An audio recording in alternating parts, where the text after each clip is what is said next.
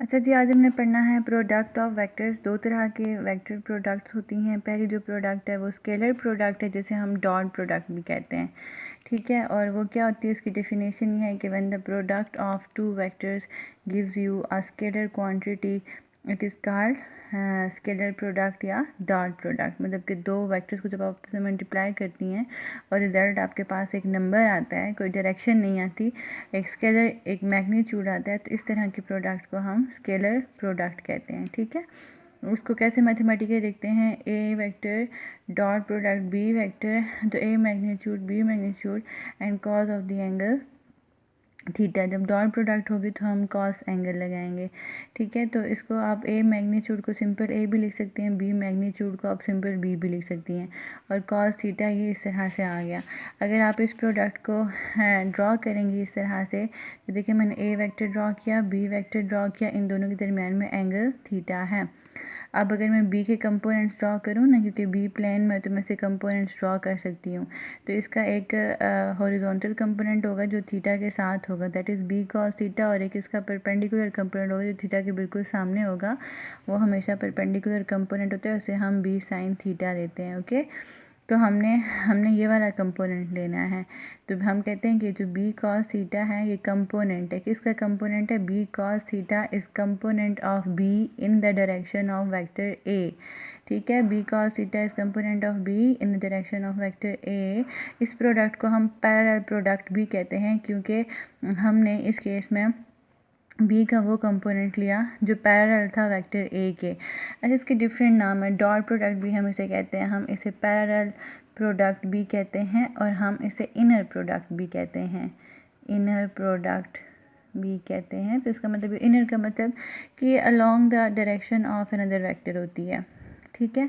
तो ये सारा मैंने लिख दिया है। अगर आप ये तो ए डॉट बी है ना, अगर आप बी डॉट ए करें तो वही होगा B magnitude A magnitude cos of the angle theta. अब यहाँ पे ए कॉस थीटा क्या है, कंपोनेंट है ए वेक्टर का। लाइक अगेन ये मैंने ड्रॉ किया है ए और बी, और इसका कंपोनेंट ड्रॉ किया है in the direction of B, that is A cos theta. A cos theta is the component of A in the direction of B.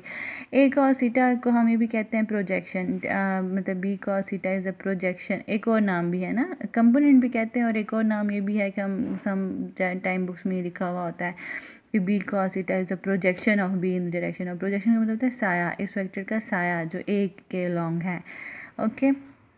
तो ये हो गया दूसरी जो प्रॉपर्टी है स्केलर प्रोडक्ट की, वो ये है कि ये कम्यूटेटिव होती है। कम्यूटेटिव का मतलब है कि अगर आप ए डॉट बी लें या बी डॉट ए लें, ये एक ही नंबर आएगा। लाइक अगर, क्योंकि आपको पता है स्केलर प्रोडक्ट नंबर्स हैं, 1 को 2 से मल्टीप्लाई करें या 2 को 1 से मल्टीप्लाई करें, आंसर तो एक ही आना है, ठीक है। इसके अलावा हम अब इस फिगर को देखें तो एक्स एक्सिस के लॉन्ग आई यूनिट वेक्टर होता है, वाई के लॉन्ग जे यूनिट वेक्टर होता है, जेड के लॉन्ग के यूनिट वेक्टर होता है, ठीक है।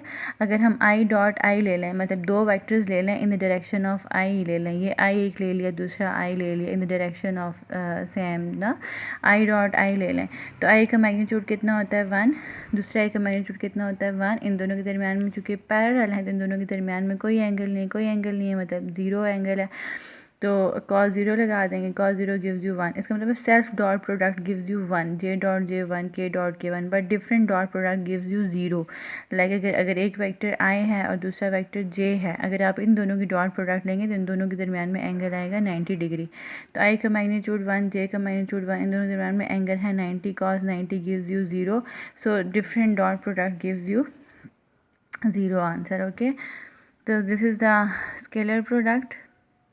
अब हमने वेक्टर प्रोडक्ट पढ़ना है। वेक्टर प्रोडक्ट को हम क्रॉस प्रोडक्ट भी कहते हैं, और ये इसकी डेफिनेशन क्या होती है, when the product of two vector result in a vector quantity is called what, vector product.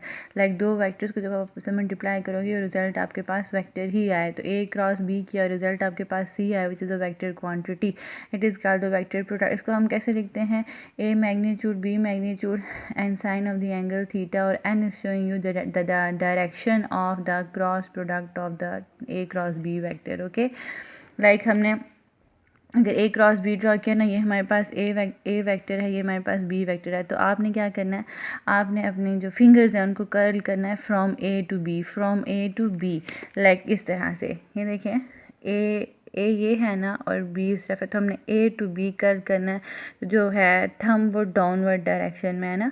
तो ये देखें, ये मैंने इसको डाउनवर्ड डायरेक्शन में थंब ड्रॉ किया। इसका मतलब ए क्रॉस बी प्रोडक्ट की क्या डायरेक्शन है, डाउनवर्ड डायरेक्शन है। And is showing you the direction of the product of A cross B.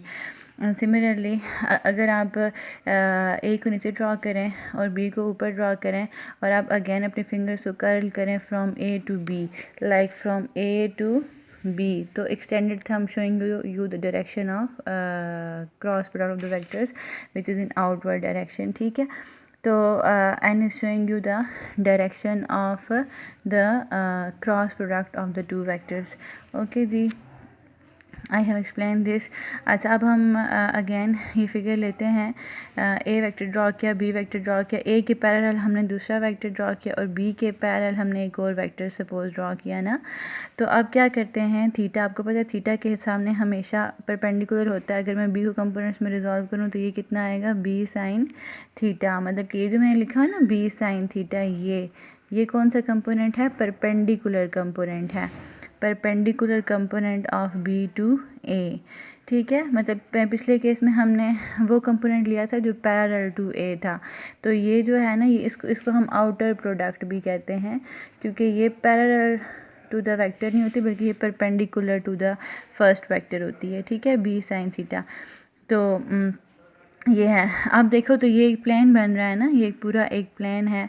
तो इस प्लेन का जो एरिया होता है ना वो हमें ये बताता है, बुक में लिखा हुआ है कि ए बी साइन थीटा जो है ना, A B sine theta, it gives you area of the plane. Okay, और ज़ाहिर बात है एरिया है तो उसकी कोई ना कोई डायरेक्शन होगी, तो वो डायरेक्शन क्या होती है, an unit vector is showing you the direction of that plane. Okay, this makes a plane, this whole thing makes a plan, और इसकी क्या डायरेक्शन होती है, ए बी साइन से। लाइक मैं ए टू बी अगर अपनी फिंगर्स को रोटेट करूं तो यहाँ पे जो है वो इस तरफ ऊपर की तरफ डायरेक्शन होगी, और अगर आप बी टू ए रोटेट करेंगे अपनी फिंगर्स को तो नीचे की तरफ डायरेक्शन होगी। लेकिन एट अ टाइम आपने एक डायरेक्शन को कंसिडर करना है और वही फाइनल डायरेक्शन होगी एरिया ऑफ द प्लेन की। ठीक है, मतलब आप या तो ए टू बी प्रोडक्ट ले रही होंगी या बी टू ए ले रही होंगी। ठीक है, सो ये चीज़ आपने याद रखनी है, A B gives you area of the plane. Okay जी, vector product is not commutative, मतलब ऐसा नहीं होता कि आप A cross B equal to B cross A कर दें। लाइक बी क्रॉस ए है ना, तो मैं ऐसे लिखूँगी ना, B magnitude A magnitude sine of the angle theta. तो ये देखिए मैंने ए वेक्टर ड्रॉ किया, बी वेक्टर ड्रॉ किया, तो इसका अब मैंने इसके कंपोनेंट्स ड्रॉ किए ना, ए साइन थीटा, तो हमने वो कंपोनेंट लेना है जो कि परपेंडिकुलर होता है। ये बात याद रखें कि जब हमने डॉट प्रोडक्ट किया था तो उसमें हमने पैरेलल कंपोनेंट लिया था, क्रॉस प्रोडक्ट में हम परपेंडिकुलर कंपोनेंट लेते हैं ना, perpendicular component of A on B. ठीक है, तो A sine theta is the component of A in direction perpendicular to, component of A लिख दें परपेंडिकुलर टू बी। ठीक है, तो ये हो गया। तो अब ए क्रॉस बी कभी भी बी क्रॉस ए के इक्वल नहीं होता, और हमें इस फिगर से भी जाहिर है, और यही इसको कहते हैं एंटी कम्यूटेटिवनेस, एंटी कम्यूटेटिवनेस, इसको आप पूरा स्पेलिंग लिख लें। अच्छा, A cross B is giving you downward direction B, and similarly B cross A, मतलब ए क्रॉस बी, अगर आप यहाँ से करना चाहती हैं फिंगर को, ए क्रॉस बी करेंगी ना, A cross B giving you downward direction, this A cross B gives you upward direction. तो ज़ाहिर बात है इनकी डायरेक्शन ही सेम नहीं है, तो ये दोनों कैसे इक्वल आ सकती हैं ये प्रोडक्ट। ठीक है, इस वजह से ये प्रोडक्ट इक्वल नहीं होती है, एंटी कम्यूटेटिव है। अच्छा जी, और एक और बात ये देख लें आपके, ये होता है ना, इस यहाँ पे आई यूनिट वेक्टर होता है, यहाँ पे जे यूनिट वेक्टर होता है, और यहाँ पे के यूनिट वेक्टर होता है। तो अगर हम आई क्रॉस आई ले लें ना, सेल्फ क्रॉस प्रोडक्ट ले रहे हैं, तो आई का मैग्नीट्यूड 1, दूसरे आई का मैग्नीट्यूड 1, इन दोनों के दरमियान में एंगल होता है साइन थीटा। क्योंकि ये पैरेलल वेक्टर्स है ना, तो एंगल कितना होगा इनके दरमियान में, 0। तो साइन 0 से आपके पास आएगा 0। सो सेल्फ जो क्रॉस प्रोडक्ट होती है वो होती है 0। आई क्रॉस आई आपको 0 देता है, जे क्रॉस जे आपको 0 देता है, के क्रॉस के आपको 0 देता है। जबकि दूसरी तरफ क्या है कि डिफरेंट क्रॉस प्रोडक्ट है, लाइक आई क्रॉस जे है, तो मैग्नीट्यूड 1 करें, इसका मैग्नीट्यूड 1, इसका magnitude 1, sine of the angle, अब इन दोनों में कितना एंगल है 90, तो sine 90 gives you 1, so different cross product जो है वो आपको 1 देती है। अच्छा, आप अब ये न्यूमेरिकल देख लेते हैं। ए वेक्टर का मैग्नीट्यूड इतना दिया हुआ है, इतना एंगल है, ये देखें ए वेक्टर है, इतना एंगल बना रहा है, यहाँ से यहाँ तक का एंगल जो है वो ए वेक्टर का है। बी वेक्टर जो है वो 110 का एंगल, ये बी वेक्टर है, तो बी वेक्टर का यहाँ से लेके यहाँ तक का एंगल 110 है, और इन दोनों के दरम्यान में फिर कितना डिफरेंस आ जाएगा, इन दोनों को माइनस कर देंगे, तो कहते हैं एक दफ़ा डॉट प्रोडक्ट निकालें ये, एक दफ़ा क्रॉस प्रोडक्ट निकालें, ये आ गया। ये असाइनमेंट है एक और, तो इसमें वो क्या कहता है कि ये देखें, आपने प्रूफ, हमने लेफ्ट हैंड साइड ले ली, ए डॉट बी को हम लिख सकते हैं A B cos theta, A cross B को ए बी साइन थीटा, इसका स्केयर अंदर लेकर जाएं, अंदर लेके चले गए, इन दोनों में से ए स्केयर बी स्केयर कॉमन निकाले, पीछे ये रह गया, तो ये जो है ये फार्मूला है 1 के इक्वल होता है, so A square B square, so left hand side is equal to right hand side, this is the proof.